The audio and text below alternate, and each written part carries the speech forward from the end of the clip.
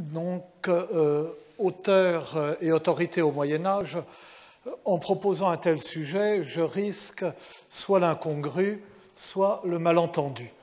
L'incongru, à quoi bon aborder dans une perspective historique une notion comme celle d'autorité, dont l'importance est toute d'actualité, qui est impliquée de façon brûlante dans les problèmes posés par la science et par la société d'aujourd'hui, comme le montrent les autres communications, les communications sérieuses de ce colloque. Et pourquoi, si l'on tient vraiment à se tourner vers le passé, choisir le Moyen-Âge plutôt qu'une autre époque? Alors, sur ce second point, du moins, on me dira que je peux être rassuré. Associer le Moyen-Âge à l'autorité, quoi de plus naturel? Le Moyen-Âge n'a-t-il pas été une époque autoritaire, une époque craintivement, superstitieusement, certains diraient stupidement, docile à l'autorité? Mais là est le malentendu. Évidemment, l'autorité est au cœur de la notion d'autorité est au cœur de la pensée médiévale, mais non pas parce que l'autorité serait autoritaire. L'autorité n'est pas au Moyen-Âge une notion répressive. Ce n'est même pas un mot qui est appliqué directement dans son usage le plus significatif et le plus fréquent au pouvoir et à son exercice. C'est un mot qui s'emploie généralement à propos de la vie intellectuelle et des ouvrages de l'esprit. Et il désigne alors un texte, parce que c'est une civilisation peut-être de l'oralité seconde, mais d'abord de l'écrit, il désigne alors un texte porteur d'une vérité, une vérité qui s'impose certes à l'admiration et à l'imitation, mais qui invite aussi à la méditation, à la réflexion, à la glose, à la discussion, à l'hésitation, à la confrontation, parce qu'aucun texte profond n'est univoque ni limpide. L'autorité est la qualité de l'auteur. L'autorité appartient aux auteurs du passé, ou, en le formulant autrement, il n'y a d'auteur que du passé. Si l'on songe à l'étymologie ou l'étymologie première des deux mots dont il a déjà été beaucoup question ce matin et à ses implications, la première proposition n'est pas le truisme qu'elle semble être. Si l'on songe à ce qu'est le Moyen-Âge, la seconde n'est pas aussi arbitraire qu'elle paraît. Et je commence par elle précisément parce qu'elle permet de rappeler un caractère de cette époque qui est essentiel à notre sujet. Le Moyen-Âge, là aussi c'est un truisme, vous me direz, le Moyen-Âge vit dans une dialectique de la rupture et de la fidélité, du nouveau et de l'ancien. L'incarnation du Christ marque à ses yeux une rupture absolue dans le cours de l'histoire. C'est à partir de l'an de l'incarnation que l'on compte désormais les années et non plus aburbe condita. À vrai dire, cet usage mettra plusieurs siècles à s'imposer. Mais enfin, bon. Depuis la venue du Christ, tout est nouveau. Nouvelle alliance, nouvelle loi, nouveau testament, nouvel Adam, pâte nouvelle dont il faut expurger le vieux levain, homme nouveau au profit de qui chacun doit dépouiller en lui le vieil homme, vin nouveau qu'il ne faut pas mettre dans de vieilles outres, et chacun retrouve les références faciles de ces textes scripturaires. Mais cette ère nouvelle marque le début des derniers temps, ceux qui précèdent le retour du Christ et qui doivent être marqués par des troubles et par une horreur croissante jusqu'à culminer avec la venue de l'Antéchrist. L'espérance nouvelle qu'a apportée la bonne nouvelle, l'Évangile, ne correspond donc nullement à notre notion de progrès et se mêle à la conviction de la décadence du monde. Elle ne dispense pas non plus de vivre les yeux tournés vers le passé, puisque c'est dans le passé de la création du monde à la venue du Christ que Dieu s'est révélé aux hommes dans leur histoire, et puisque cette révélation a été jadis consignée dans l'Écriture sainte. Pour connaître Dieu et pour pouvoir faire sa volonté, ce qui est l'occupation essentielle du Moyen-Âge, il faut lire et comprendre la Bible, c'est-à-dire se livrer à un effort philologique, historique et herméneutique appliqué à des textes anciens. Cet effort, les pères de l'Église en ont en leur temps donné l'exemple, et il faut donc ajouter leur étude à celle des livres saints. Et c'est ainsi que l'autorité majeure qui recèle la clé de l'histoire et le salut de l'humanité est une autorité textuelle et une autorité du passé. Mais le Moyen-Âge est aussi l'héritier d'un autre passé, celui de l'Antiquité classique païenne. Ce passé, il le sait révolu, puisque l'incarnation a clos cette période de l'histoire. Mais en même temps, il en reconnaît toute l'importance et même toute la valeur. Et de même que le latin est alors une langue vivante, que l'on tente périodiquement de restaurer dans sa pureté classique, en retournant aux modèles antiques, comme on l'a fait à l'époque carolingienne, au XIIe siècle, à partir du préhumanisme au XIVe siècle, de même, l'Antiquité est sentie comme un insurpassable modèle intellectuel et littéraire. Dans cet ordre aussi, la fameuse formule chartraine des nains juchés sur les épaules des géants combine le sentiment d'une progression, mais donc d'un progrès, à celui d'une décadence. Voici cette citation qui est très connue, mais que, c'est bien dans le bon sens, que je vous rappelle, c'est une citation de Bernard de Chartres, rappelée par son disciple Jean de Salisbury. Bernard de Chartres disait que nous sommes comme des nains sur les épaules de géants. Nous pouvons voir plus de choses qu'eux et des choses plus éloignées, non grâce à l'acuité de notre propre vision ou à notre taille, mais parce que nous sommes supportés et élevés par leur taille gigantesque. Donc, nous avançons bien, mais nous avançons au prix d'une décadence. Nous sommes des nains et nos prédécesseurs, bibliques ou de l'Antiquité classique, sont des géants.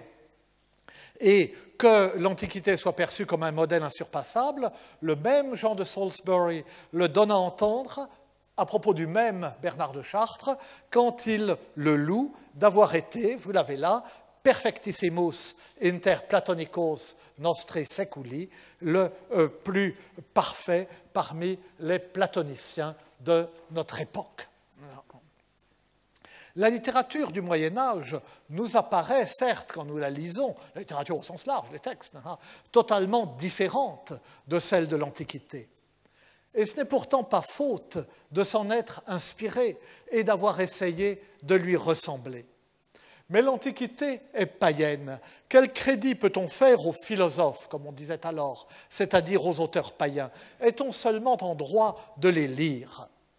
La question a été tranchée très tôt en leur faveur, dès saint Jérôme et saint Augustin, dans des textes fameux, ce qui ne l'a pas empêché d'être posée à nouveau et à maintes reprises dans les siècles ultérieurs.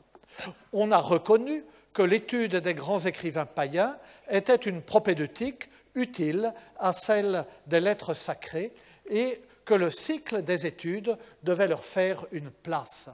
Ils sont devenus des classiques, mot entendu par l'Antiquité au sens d'auteur de la première classe, mais très tôt entendu au sens d'auteur qu'on lit en classe. Et c'est ainsi que l'Antiquité latine a formé, nourri, modelé les esprits et la littérature du Moyen-Âge, au point qu'on a pu, c'est d'une façon qui est aujourd'hui jugée artificielle, diviser cette époque, tout le Moyen-Âge, en un âge de Virgile, un âge d'Horace, un âge d'Ovide, selon les époques, l'auteur qui était étudié de préférence.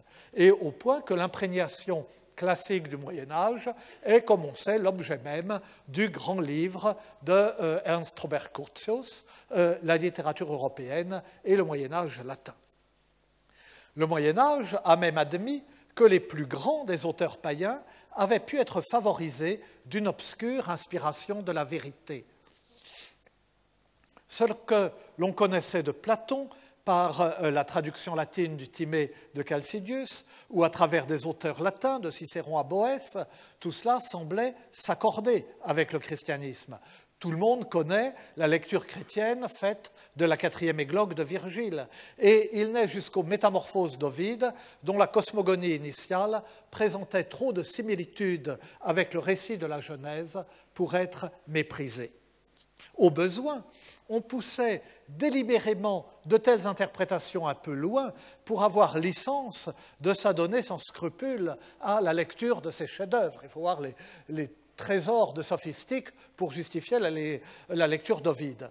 Et c'est ainsi que la lecture de l'Antiquité païenne fournit aussi le Moyen-Âge en autorité. Prenez garde de ces autours, des trépassés, des ancessours, comme fut Ovide et Maron, Lucan, Estas et Caton. Des auteurs trépassés, des ancêtres, qu'elles appartiennent à l'Antiquité biblique ou à l'Antiquité païenne, les autorités, quelles qu'elles soient, sont antiques. À tout le moins, elles appartiennent au passé. Car si elles ne sont pas antiques, elles sont modernes. Or, moderne n'est pas contemporain, comme le savent tous les historiens. Modernus, dérivé de modo, signifie récent.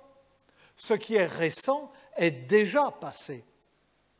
La confrontation médiévale entre anciens et modernes est une confrontation entre le passé lointain et le passé proche. Et c'est ainsi que fonctionne à l'époque l'enseignement.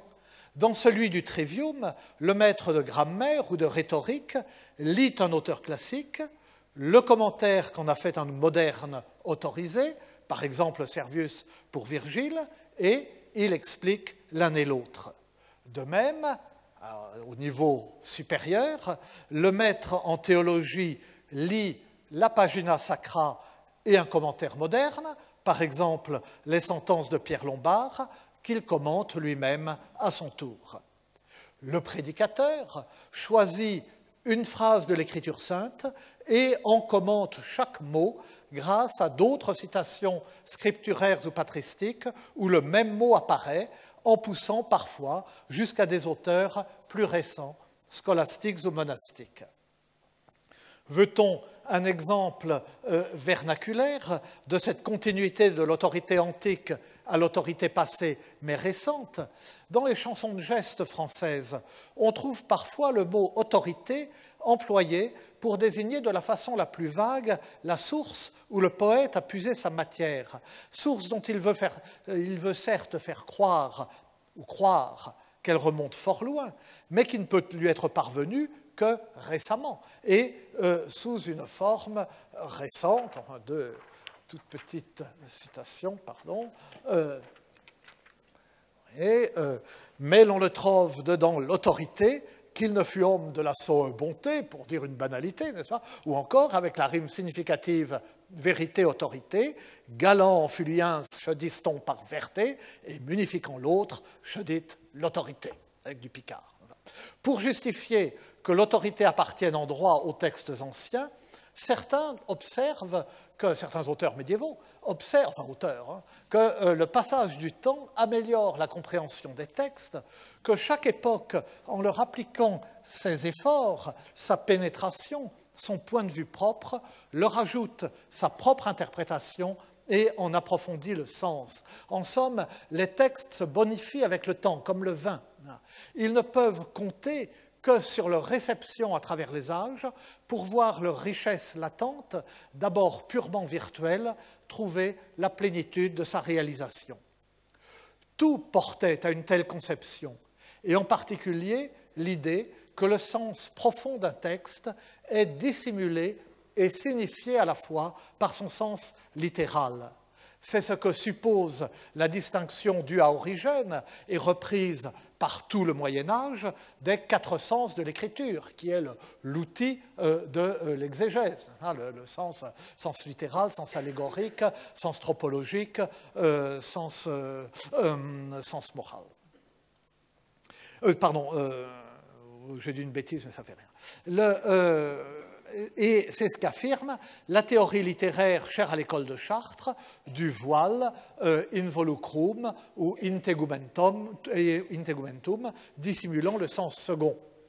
Et on passe aisément de là à l'idée que les strates d'un sens inépuisable peuvent évidemment être fouillées, mais qu'elles peuvent tout aussi bien être édifiées, être surajoutées par les commentaires successifs. Et c'est ce qu'écrit au XIIe siècle Jean de Salisbury, toujours lui, c'est un esprit considérable, dans le prologue du Metallogicon, qui, quelques années plus tard, inspire, comme on l'a montré récemment, celui des Laits de Marie de France, ces poèmes, ces nouvelles merveilleuses et si charmantes, dont le prologue se fonde sur celui du Metallogicon. Mais la référence de Marie pour l'autorité et sa confiance dans les auteurs anciens est telle qu'elle leur prête en outre une obscurité délibérée, intentionnelle, destinée à stimuler les époques ultérieures et à les inciter à élucider le sens de leurs ouvrages avec une pénétration toujours plus grande. Les anciens ont fait exprès d'être obscurs pour que nous ayons l'occasion d'être malins. Et ce sont les vers fameux de son prologue. Costume fut à son sien, son testimone précien, est-ce livre que jadis faisent, assez obscurement disent, pour ceux qui à venir estent et qui apprendre les devint, que peussent gloser la lettre et de leur sens le surplus mettre. Il ne faut pas penser cependant que cette conception va de soi au point de ne pouvoir être considérée à l'époque même avec une ironie critique. À la même époque exactement, dans le De Nugis Curialium, l'esprit caustique qu'est Gauthier Mappe tourne en ridicule la confusion de l'autorité avec l'ancienneté et l'imitation irréfléchie de tout ce qui était ancien. Et il le tourne en ridicule en s'imaginant lui-même devenir plus tard, par le simple effet du temps écoulé, une autorité, lui le pauvre Gauthier Mappe, une autorité aux yeux de ceux qui, alors comme aujourd'hui, préféreront le vieux cuivre à l'or nouveau. Je sais ce qui se passera après moi. Quand je serai devenu pourriture, dans un avenir très éloigné, l'ancienneté fera de moi une autorité, car à ce moment-là, comme maintenant, le vieux cuivre sera préféré à l'or nouveau, ce sera, comme maintenant, une époque de singes et non pas d'hommes. Rappelez pour commencer déjà bien avancé, rassurez-vous, le lien entre l'autorité et le passé m'a permis de souligner certains traits fondamentaux des représentations médiévales, mais m'a aussi contraint à employer les mots d'autorité et d'auteur avant de les avoir réellement définis, ce qui est vraiment une mauvaise méthode. D'un autre côté, la remarque, si sommaire soit-elle, sur la nature de l'enseignement au Moyen-Âge, que j'ai pu faire tout à l'heure, comme la citation, si banale et éculée soit-elle, du prologue des Laits de Marie de France, viennent tout naturellement d'introduire et presque de suggérer cette définition. Nous avons entendu plusieurs fois depuis ce matin que auctor et auctoritas sont de la même racine que augere, augmenter. Alors, le Moyen-Âge n'avait pas l'humain-véniste, donc ne savait pas qu'il y avait derrière une notion plus forte. Et il ne le sait pas, mais il l'applique quand même au moins à auctoritas. Mais pour auctor, c'est différent. L'auteur se définit par le fait qu'il ajoute. Conrad de Hirsau, qui a écrit à la charnière du XIe et du XIIe siècle le plus célèbre des accessus ad auctores, qui sont des introductions à la lecture scolaire des textes, eh bien, Conrad de Hirsau le dit en ses propres termes.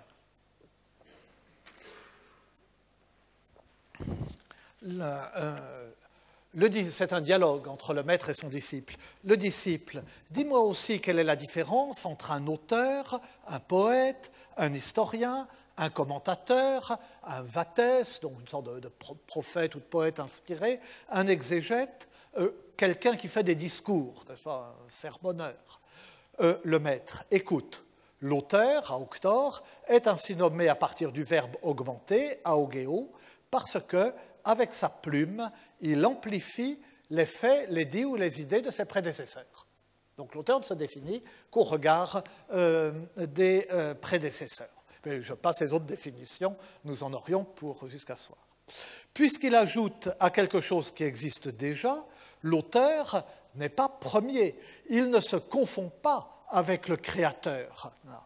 D'ailleurs, l'auteur de mes jours, selon la formule consacrée, a augmenté le nombre des créatures en m'engendrant. Mais il ne m'a pas créé.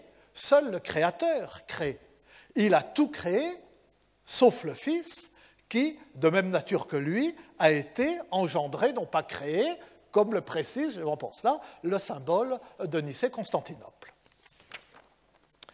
L'idée d'augmentation permet de comprendre comment la dialectique de l'ancien et du nouveau touche l'activité de l'auteur qui n'est pas supposé créer à partir de rien, mais qui se définit au regard d'un texte préexistant auquel il ajoute ce qu'il tire de lui-même ou ce qu'il emprunte à d'autres. La continuité du copiste à l'écrivain est à la base de l'activité intellectuelle médiévale. C'est à elle, d'ailleurs, que nous devons de connaître la littérature antique. Ce n'est pas parler quelques papyri qui se courent après. Le premier travail intellectuel imposé aux moines est la copie, celle des textes sacrés, mais aussi, depuis que Cassiodore l'a explicitement recommandé, celle d'auteurs de l'Antiquité classique. De la copie, on passe à la glose, qui la complète et l'élucide, à la compilation, à l'imitation, à la réflexion et à l'écriture personnelle. Et c'est ce mouvement continu qui est formulé et formalisé dans une distinction célèbre de saint Bonaventure, dans son Proemium, à son exposition sur les sentences de Pierre Lombard, c'est un commentaire sur un commentaire, ce texte même, la distinction de Bonaventure entre le scribe, le compilateur, le commentateur et l'auteur. Et en même temps, saint Bonaventure souligne que même l'auteur utilise ce qu'ont dit ses prédécesseurs et qu'entre le commentateur et lui, la différence n'est que de pondération entre l'emprunt et l'innovation. Voilà, enfin bon, en fait, comme j'ai paraphrasé ce texte et qu'il est long et qu'il est tard, je ne vous le lis pas, mais vous l'avez dans les deux langues sous les yeux, comme les autres. Ainsi s'expliquent les traits fondamentaux de l'activité intellectuelle et de la composition littéraire au Moyen Âge. Ce ne sont pas seulement l'enseignement ou la prédication qui reposent sur la glose des autorités. Toute œuvre nouvelle est conçue comme un tissu de réminiscences et de citations.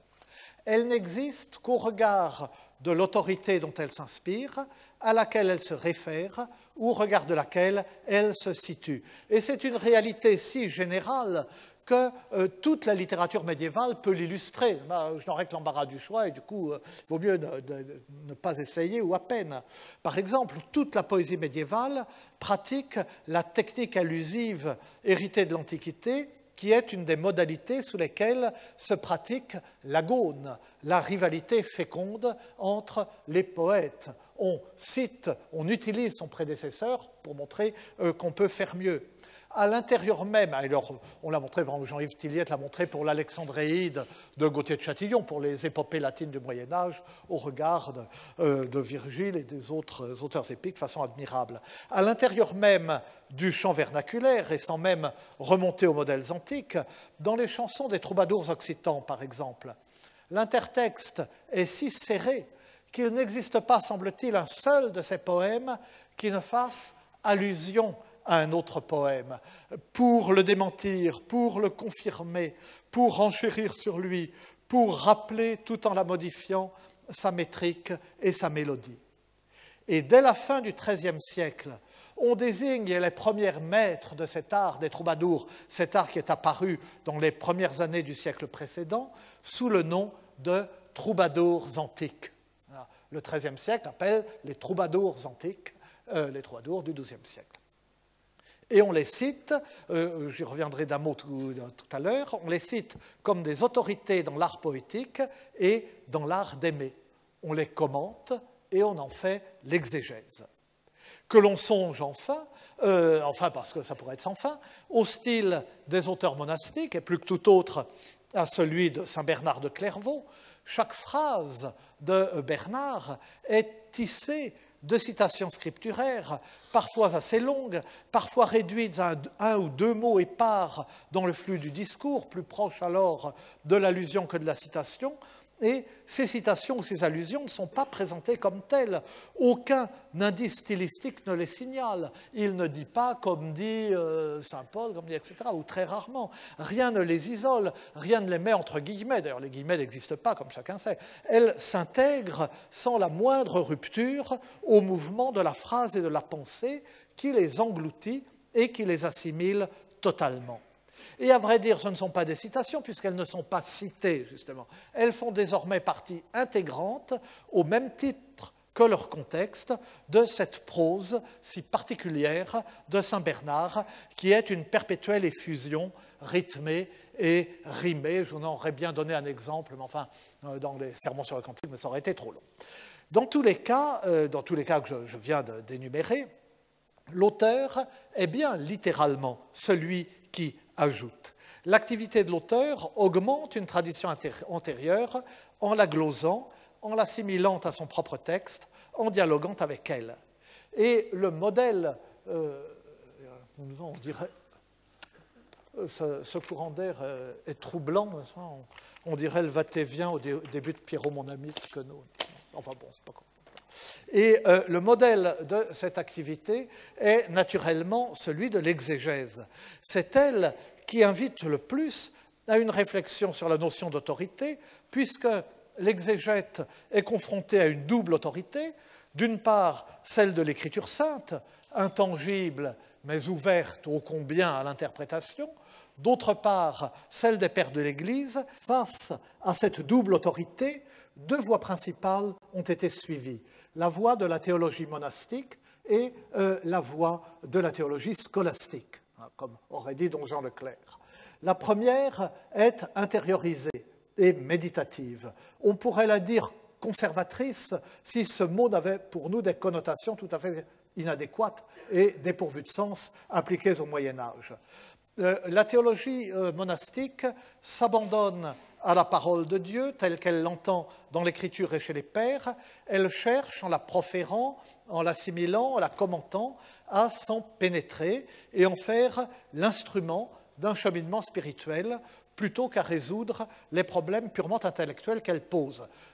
C'est ainsi que procède saint Bernard, Guillaume de Saint-Thierry, enfin tout ce monde-là. L'exégèse scolastique cherche avant tout à comprendre, forte d'abord d'une armature dialectique et forte de la conviction que si la raison seule ne peut conduire à la foi, et si la foi recèle des mystères inaccessibles à la raison, la foi ne peut pas s'opposer à la raison, parce que Dieu n'a pas doué l'homme de raison pour lui demander ensuite de ne pas s'en servir. Et la foi trouve en effet dans la raison, à condition que la foi soit préalable, une confirmation et un support. C'est le fameux fides quærens intellectum de saint Anselme. Cette pensée se fonde donc sur une exigence logique et l'applique à la lecture de l'Écriture et de ses commentateurs, que l'on pense, un exemple le plus connu, si on veut, à la forme dialectique, à la façon dont se présente tout bonnement la somme théologique de saint Thomas d'Aquin. Elle est constituée d'une série de questions, de difficultés, en somme, dont chacune reçoit deux réponses opposées, suivies d'une synthèse ou plus souvent de choix, le tout argumenté logiquement à partir de l'autorité scripturaire. Que l'on pense au siècle précédent, au XIIe siècle, même dans la première moitié, à Abélard, dont saint Bernard fut le grand adversaire. Parenthèse, Abélard fut le grand adversaire saint Bernard a été le grand adversaire d'Abélard qui l'a poursuivi d'une haine insensée, il faut bien le dire. Mais je dis solennellement que, d'ailleurs ce ne serait pas la peine de le lire, mais que Saint Bernard n'est absolument pour rien dans la castration d'Abélard. Il serait absolument inutile de le dire si un homme politique et un scientifique de tout premier plan n'avaient publié le contraire. Reportez-vous au livre de M. Claude Allègre sur Dieu et la science. Je ferme la parenthèse. Abélard est un logicien avant d'être un théologien. C'est d'ailleurs ça précisément qui agace Bernard. Il relève les contradictions chez les pères de l'Église, dans leur commentaire des Écritures saintes. Il dit, mais alors, on nous demande de suivre l'Écriture et les pères, mais les pères ne disent pas la même chose sur l'Écriture. Et il en tire la conclusion qu'on ne peut se contenter de les citer respectueusement et de s'abriter derrière leur autorité, puisqu'ils ne sont pas d'accord entre eux.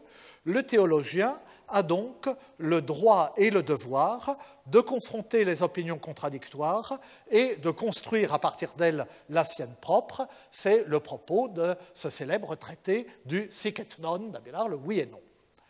La réflexion sur l'autorité entraîne ainsi une réflexion sur l'auteur et sur ce que chaque auteur ajoute à l'autorité. Cette réflexion s'inspire, dans l'ordre de l'exégèse, du modèle des accessus ad auctores, ces introductions scolaires à la lecture des classiques auxquelles j'ai déjà fait allusion. On se pose ainsi, par exemple, la question de savoir qui est l'auteur de tel livre de la Bible. Dans tel livre, qu'est-ce qui revient respectivement à Dieu qui l'a inspiré, à l'auteur inspiré qui l'a écrit. Par exemple, David pour les psaumes, Salomon pour le livre de la sagesse. Toutes ces représentations de David jouant de la harpe avec la colombe du Saint-Esprit au-dessus de sa tête, ou quelquefois une cigogne qui entre son bec dans son oreille pour l'inspirer. Mais quelquefois aussi ce qui revient au commentateur le plus proche de l'auteur inspiré. Par exemple, pour le livre de la sagesse, Bonaventure se demande ce qui revient à Dieu, ce qui revient à l'auteur du livre, donc à Salomon, et ce qui revient à Philon le Juif, dont le commentaire est tellement éclairant pour le livre de la sagesse. Mais ces observations nous invitent à considérer dans quel piège logique je risque de m'enfermer. Car à un bout de la chaîne, Dieu, considéré comme auteur, n'ajoute rien, mais le début de tout. Et à l'autre bout de la chaîne, le dernier auteur qui ajoute, le contemporain, est un auteur au sens actuel du terme, et non une autorité consacrée par le temps. Ma frère Mangot, qui écrit un bréviaire d'amour, pas si bréviaire, pas si bref que ça, qui a plus de 35 000 vers, et justement où il discute de la nature de l'amour en citant comme des autorités ce qu'il appelle les troubadours antiques, sans tire en se mettant lui-même parmi les troubadours antiques. Alors tout va bien, n'est-ce pas ? Mais c'est qu'il y a autre chose au Moyen-Âge dans le mot « auteur », l'enrichissement d'une confusion que je n'ai pas jusqu'ici prise en considération, mais rassurez-vous, c'est mon dernier développement. Le Moyen-Âge tend en effet, comme il est connu, à confondre auctor, auteur, dérivé de augere, augmenter, et actor, acteur, dérivé de agere, agir. Cette confusion entraîne en fait une distinction qui rejette auctor du côté de l'auctoritas et qui tend à réserver à actor le sens d'auteur d'un ouvrage, sens qui était celui d'auctor en latin classique et qui est de nouveau le sens d'auteur pour nous. Mais entre les deux, il y a eu la période acteur, si je puis dire. Et on en a de nombreux exemples. Par exemple, j'emprunte, il y a un très bel article ancien, naturellement, il est mort depuis longtemps, du Père Chenu sur la question, à qui j'emprunte mes exemples, la dédicace de l'auteur au roi, en tête de l'exemplaire royal du Speculum, du grand Speculum Maius de Vincent de Beauvais, est ainsi libellée Epistola actoris ad regem Ludovicum, lettre de l'auteur au roi Louis. Là, c'est actor, mais c'est Vincent qui se désigne lui-même auteur. Et il ne s'agit pas seulement d'une simple variante graphique. Et en voici un exemple. Alors moi, je suis doctus cum libro asinus in prato. Il est donné par un exemple donné comme le précédent, par Marie-Dominique Chenu. Là, j'ai sur la même feuille tous mes derniers exemples pour vous rassurer et vous montrer que c'est bientôt fini. Le père Chenu cite un manuscrit dont le scribe, voyez, voulant désigner les auteurs qui ont composé des hymnes, avait d'abord écrit, par erreur, selon lui, Aoctoris. Et il a ensuite exponctué le U. Pour dire qu'il faut barrer une lettre, on met des petits points dessous dans les manuscrits, montrant ainsi que c'était bien Actoris qu'il entendait écrire. Quatuor fuerunt, principales auctores devenu actores, qui hymnos composuerunt, Gregorius, Prudentius, etc. Alors, il s'agit bien pourtant d'auteurs du passé, et c'est pourquoi on comprend l'hésitation. Ce sont des auteurs du passé. Le scribe a d'abord écrit auctores, mais ils sont saisis dans l'action de la composition poétique. Alors, il a corrigé en actores. Et on croit saisir une nuance analogue dans tel passage du mystère du Vieux Testament, mais cette fois appliqué à Dieu lui-même. Car de même que le mot auteur est employé, je l'ai dit, non, je n'ai peut-être pas dit parce que c'est un passage que j'ai sauté, de façon très légèrement figurée, mais à peine, pour désigner Dieu créateur, de même, à partir du moment où acteur s'emploie pour auteur, au sens où nous entendons ce mot aujourd'hui, on le trouve parfois appliqué à Dieu. Et vous voyez ici, Dieu immortel, régent gouvernateur, de tous humains et du beau monde acteur, qui m'a créé à ta noble semblance, tu as été de mon bien augmenteur. Donc il est acteur, mais augmenteur, enfin bref. Voilà. En somme, le doublet auteur-acteur permet de résoudre l'ambiguïté plaisamment exprimée par Gauthier Mappe, l'ambiguïté du mot auteur au regard de l'autorité. L'auteur est reçu dans l'avenir comme initiateur et détenteur de l'autorité passée, mais il travaille lui-même comme simple augmentateur d'une autorité déjà reçue. Vincent de Beauvais, donc, qui se désigne lui-même comme acteur, que nous venons de le voir, Vincent de Beauvais se donne à lui-même dans les rubriques du Speculum Maius le nom d'actor, et il apparaît ainsi à côté des auctoritates et des auctores qu'il cite. Et comme le savant et le compilateur qu'il est se fondent toujours sur des connaissances et des sources antérieures, c'est l'auteur d'une énorme encyclopédie, il précise dans le Libellus Apologeticus que l'acteur, c'est lui, cette sorte de, un peu comme Raymond Roussel, comment j'ai écrit mes livres, enfin, mutatis mutandis, beaucoup mutata, beaucoup mutanda, c'est ça. Et il explique qu'il a placé sous ce nom d'actor le compte-rendu de l'enseignement qu'il a lui-même reçu directement de ses maîtres, les docteurs modernes, dit-il. Et c'est, vous l'avez en principe sous les yeux, c'est plus moi, enfin bon, sûrement. Et oui, voilà, c'est la dernière citation au milieu de ce que j'ai appris moi-même de mes maîtres, etc. Le mystère du Vieil Testament, que j'ai cité au milieu d'exemples latins, est une œuvre ou un conglomérat d'œuvres de la seconde moitié du XVe siècle, donc à une période, vue de moi, très tardive, et très tardive en comparaison des exemples latins donnés par Marie-Dominique Chenu, qui sont du XIIIe siècle. C'est que le français, comme il est naturel, suit avec retard, comme en tout. On trouve la graphie acteur dans des manuscrits français du XIVe siècle, mais il n'est pas très facile de savoir si elle remonte au poète lui-même ou si elle est employée intentionnellement. Et il faut attendre le XVe siècle, effectivement, pour trouver des exemples où le mot acteur désigne à l'évidence l'auteur de l'œuvre littéraire, saisit l'auteur au moment où il la compose. Dans Jean de Saintré d'Antoine de La Salle, ce charmant roman qu'on appelait autrefois le petit Jean de Saintré, dans Jean de Saintré, comme dans bien d'autres cas, la rubrique « l'acteur » apparaît pour introduire les passages où le romancier raconte ou s'exprime en son nom propre, sans s'effacer derrière ses personnages et sans les faire dialoguer. Or, le texte de Jean de Saintré est assuré par le fait que nous possédons un manuscrit d'auteur corrigé de la main d'Antoine de La Salle, ce qui est rare à l'époque.